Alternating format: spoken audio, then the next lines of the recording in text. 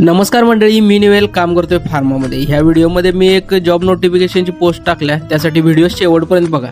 सकाळी उठून मस्तपैकी आवरलं आणि बागत चाललोय जरा रनिंग आणि व्यायाम करा. इकडे आज चालू केले, 2-4 दिवस झाले.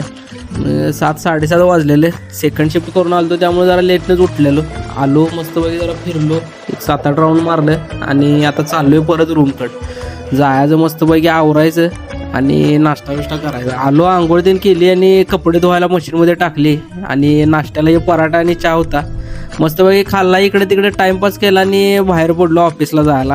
इकडं ऊन 37 डिग्रीवर गेले. तुमच्या इकडे तापमान किती आहे ते जरा कमेंट करून नक्की सांगा.